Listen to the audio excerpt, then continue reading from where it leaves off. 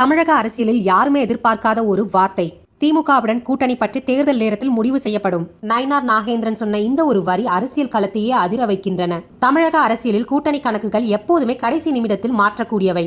ஆனால் தற்போது வெளியாகியுள்ள ஒரு கருத்து அரசியல் வட்டாரத்தில் மிகப்பெரிய விவாதத்தை ஏற்படுத்தியுள்ளது.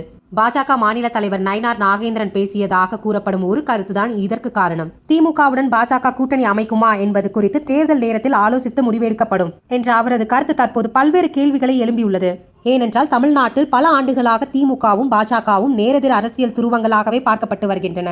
தேர்தல் மேடையில் ஒருவரை ஒருவர் கடுமையாக விமர்சித்து வந்த கட்சிகள் எதிர்காலத்தில் கூட்டணி அமைப்பார்களா என்ற கேள்வி தற்போது அரசியல் அரங்கில் பரபரப்பை ஏற்படுத்தியுள்ளது.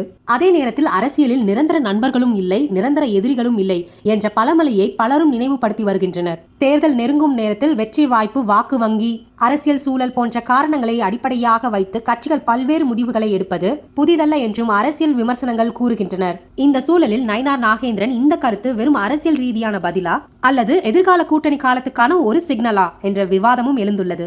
இதுவரை இந்த விவகாரம் குறித்து திமுக அல்லது பாஜக தேசிய தலைவர்களில் இருந்து எந்த அதிகாரப்பூர்வ விளக்கமும் வரவில்லை. ஆனால் ஒரு சாதாரண பதிலாக வந்த இந்த ஒரு கருத்து தமிழக அரசியலில் புதிய விவாதத்தை வழிவகுத்தியுள்ளது.